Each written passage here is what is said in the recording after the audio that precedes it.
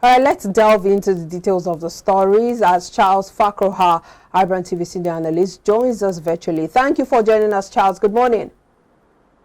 Good morning. Thank you for having me on your show. Always good to have you. Well, let's begin with this whole cashless policy and, of course, what it is doing to the e-transactions in the country.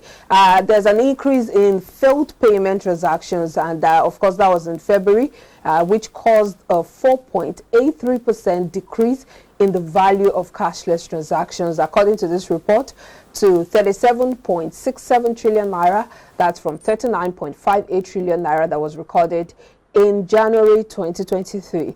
And of course, this came as the usage of e-payment gateways recorded a 41.29% month-on-month increase, according to new data from the Nigeria interbank settlement system. So apparently, while the usage of cashless gateways increased to 901.4 million times in January. That's from 638 times in February, 901 times from 638 times in January. We see that the fact that there were failed transactions caused there to be a slowdown in the number of e-transactions that were successful. What are your thoughts on this? Yes, it's obvious that Nigerians are gradually beginning to leave that behavioral change in terms of usage of cash, that is cashless policy. And of course, we all know that it's been forced upon us and it's not a gradual transition. So the most of the sales, of those figures we are seeing there, as a result of the bank's infrastructure not lifting up to the heavy practice. My own opinion. Because we are seeing increase in the usage of this digital platform. And yes, the number of transactions are failing. Because there is a lot of rush. People want to begin to do cashless, even as low as 500 naira. And with this increase in traffic, the infrastructure in terms of the digital platform of this bank are not being upgraded, are not being up. That's why we are saying some of these figures. So isn't it defeatist, the fact that nothing is being done to boost the capacity of these online platforms so that they are able to accommodate the traffic? Yes, it's now, it's not only for the banks now. I think for the regulators of the financial system, of course, that's the NIBSS bank, the CBN, and of course, NCC, then also with the telecom operators, we need to come together and see how this digital infrastructure can be improved upon so that it will accommodate more and more of Nigerians. And when you do seamless e-transactions, you are tempted to use it again and again and again. And before you know what, everybody will become used to this digital platform. It takes time, but the infrastructure on ground must be improved upon to accommodate more and more. But the fact that the NIBSS has not updated, according to this report, they've not updated their platform portal, which states the number of failed transactions that has happened since 2020. So apparently it's not been easy to track the number of failed transactions. How then do we work with statistics to be able to measure up in terms of the infrastructure needed to accommodate the increase in number of people? Yes, I agree with you. They're not beginning to update that particular portal to know number of failed transactions. But me and you will know that from our own daily experience, what we experience, do a transaction, a transfer in the morning, you will get it, the other person will not get it, and at times it's reverted back to you, and before you know what, the money is already there with the other person you are transferring to. So this back and forth, people are not too sure. So on a day-to-day basis, the average Nigerian can see that the number of transaction periods has increased. However, we will still be waiting for the people concerned, that is the NIBSS.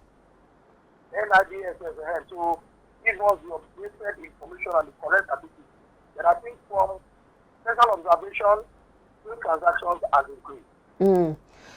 Well, let's move on to this next story, which is, of course, still on the cashless policy, which is leading or has led to a lot of hardship and cash crunch in the economy. Well, oil marketers have now insisted that they were no more, or they are no more interested in the old naira notes and would not collect them from the public, despite claims that the Central Bank of Nigeria had cleared the bills for the transaction. And it was also gathered that deposit money banks are yet to communicate any directive to oil marketers as regards the collection of the old naira notes. You'd recall that just yesterday the CBN came out clearly to say that, in fact, they issued a directive saying that the old naira note, 200, 500 and 1,000 naira notes should remain legal tender till December 31 in alignment with the Supreme Court ruling of March the 3rd. Of course, yes, it's coming late, but the fact that oil marketers are now saying they are no more interested in collecting the old naira notes, what does this portend for the public? Well, it is very clear, obvious and simple. The directive and the circular has come from the NIBSS bank, and commercial banks are collecting. So, no any other vendor or retailer is expected not to collect the old naira notes. But sorry to butt in, are the banks collecting them now? Have you had to give or use the old naira note for any transactions? Were you able to do that? Yes, as of yesterday, there was this confusion of certainty. Most of them were not collecting. But I can confirm as of this morning at about 9:30, they have started collecting. So, because of the circular they got sometime yesterday. So, if that is done, then no vendor or retailer has any legal right to say they are not going to collect, because those old naira notes have now become legal tender until December 31st. And if retailers or those oil marketers are refusing to collect it, then it's obvious they are in breach of the country's law, and they should be dealt with accordingly. But do you see this, the CBN or any other, fiscal or monetary authority dealing with this headlong? The fact that we know that even when the CBN issued the first directive that banks should issue the new naira note, many banks still defied that order. Do you see them being able to handle this particular situation?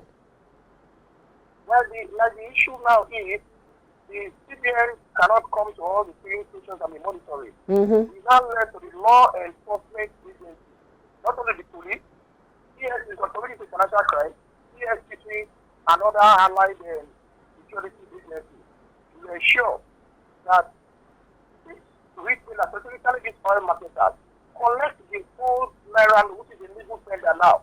And if they fail to collect it, then of course, CSPC, the police, to get them arrested and then because you cannot continue to say a country's legal tender, you are not going to collect it. There is no basis for it as of today now. But of course, that would have to be an order from the CBN, because they cannot just jump on the street or jump on the filling stations and just start arresting them without any, order or directive from the CBN or maybe the federal government. Yes, I agree with you, but you can see once the banks are collecting it, then no trader or retailer has a right not to collect. Yes, true, before was when we collect, we go to the bank to deposit, we will not collect it. Now, the NIBSS bank has given directive to the commercial bank, that's deposit money bank, they are now collecting, and they have confirmed that as of this morning. Then, if I am a customer and I go to the filling station and they refuse to collect, it's for me to report them to the nearest police station so that action can be taken. Yes, I agree with you, to make it more easier and enforceable. Yes, CBN in collaboration with ESCC and the Nigerian police can begin to set up a task force to see that this order is obeyed. Mm. It's sad that we have to go that route, though, because in a country where there is order, where the rule of law is obeyed, this shouldn't be difficult to follow, especially looking at the fact that the Supreme Court already gave the directive. But let's move on to other stories, and this is coming from the aviation sector. The Federal Airport Authority of Nigeria, that's FAN, has announced that runway 18R and 36L of the Murtala Mohammed International Airport, Lagos, will be shut for 8 weeks, and that's for maintenance. The runway 18R and 36L are specifically dedicated for international flight. And going by this development, the federal government has diverted all international flights to runway 18L and 36R located at the domestic wing of the Lagos airport, and the runway 18L is dedicated for local flights. What does this portend for Nigeria's, flying public? Well, I want to say that the aviation authority have their reasons, and of course, you are doing maintenance. So that does not mean you are going to inconvenience people who are using your services. Yes, they have made alternative arrangements. But the experts in this sector are saying they don't close two runways for that long. At the same time? So at the same time, exactly. And you can see, it's the same thing that we do when we're even doing road construction. Exactly. You are constructing the road, you block every other place, you are building the construction at the same time, and you cause unnecessary traffic signals. And that is a problem for the average user. Now, that should not be the same thing when it comes to aviation. So I'm now appealing to the authorities concerned to see how they can take the advice of this expert to say, no, you can't just close these two together when you are making repairs. Of course, repairs and maintenance is very, very key when it comes to aviation, but it should not be at the detriment of the users. But this isn't the first time something like this will be happening. You recall there was a time they talked about fixing the lighting or something at the airport, and then they had to shut it down. Not just even in Lagos. One happened at the Nnamdi Azikiwe airport, also in Abuja at one time. Why do we keep having this? It doesn't mean that we're not proactive enough to put measures in place. You mentioned the fact that when roads too are being constructed or repaired, everything is grounded to a halt. Why can't we be more proactive when it comes to dealing with issues of maintenance like this? Yes, you see, again, in the aviation sector, you have all the stakeholders. So I'm sure when this kind of thing is being done, all the stakeholders will be involved, they get into, and at the end of the day, the form will be sent to the but you can just, I agree with you, yes, the authorities concerned are not proactive enough. And this does not tell who we are in terms of international standards. We have the international transport authorities in the country residents here, and they will be seeing all this. And it will not be good for our international image. So I'm also employing the authorities concerned to see how to become more proactive when you want to do something. As I said earlier, yes, it is good to maintain and repair the facilities if there are issues to it, but not at the detriment of international standards and, of course, best practice. So now that all the movement of flights have now been diverted to just one runway, that's taxiway B18L, what does this portend? What does this mean? Especially looking at the fact that right now the cost of flying is off the roof. A lot of Nigerians are complaining under the expensive flights they have to take.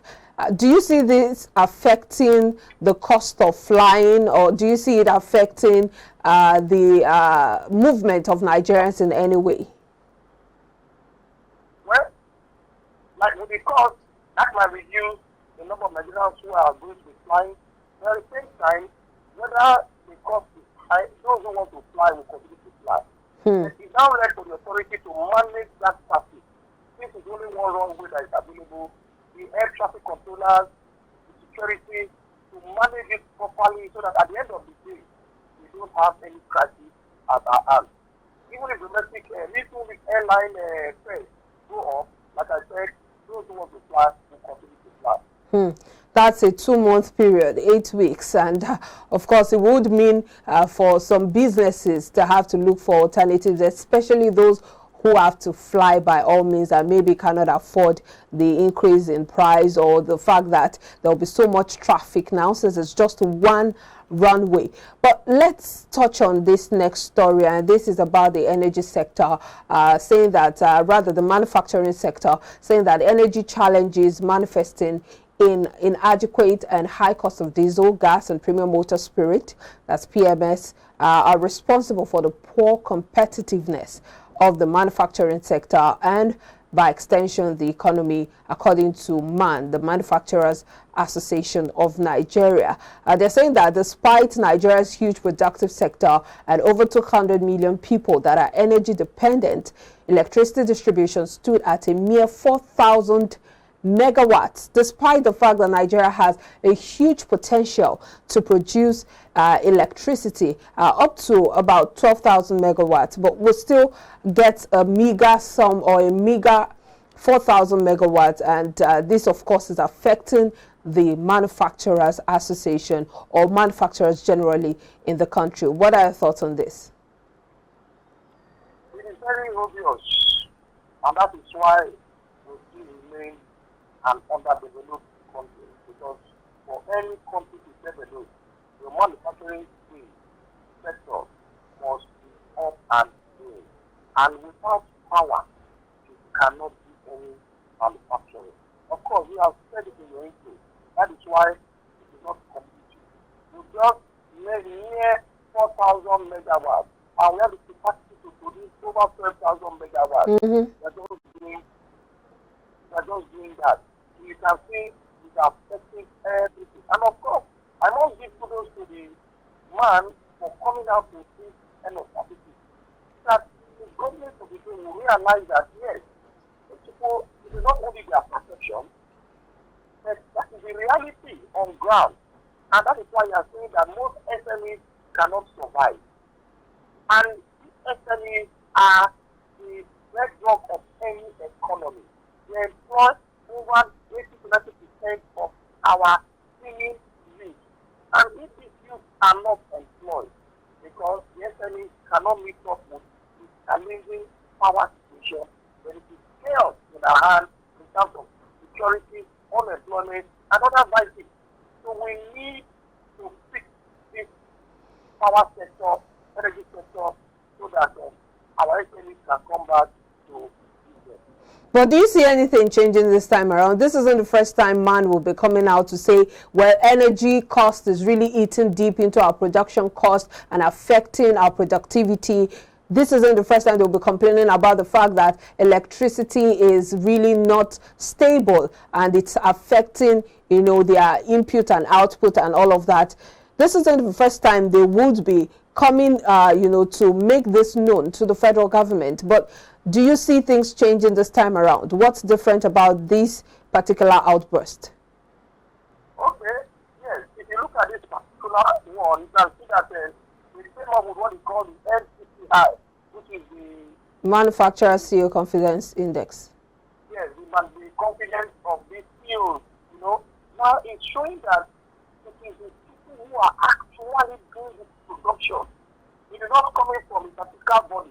It is coming from the actual people on ground. And I expect that with this report, the Ministry of Industry, Ministry of Power will look at it very well and begin to see what can be done. Gather all the stakeholders, the experts, and see how we can improve in our power. Then we are in a transition government now. I expect, I don't have anything new again from this the outgoing government, but for the incoming government, maybe by May 29, all things being equal, I expect them to take this particular report very seriously, look at it very well, analyze it, and get all the manufacturers involved to come up with solutions how we can tackle this issue of power for our industry. So we need to see that yes, this incoming government has started work. We don't wait till you are inaugurated. We need to start now and begin to look at some of these critical issues that are essential for our economic growth and development. Well, let's hope that with your optimism and the fact that you are looking forward to them responding positively to this report, let's hope that things change in the nearest possible time. Charles Fakra, IBrandTV senior analyst, thank you so much for analyzing the issues succinctly. Thank you for being on your show. It's always a pleasure. All right, now have a good day.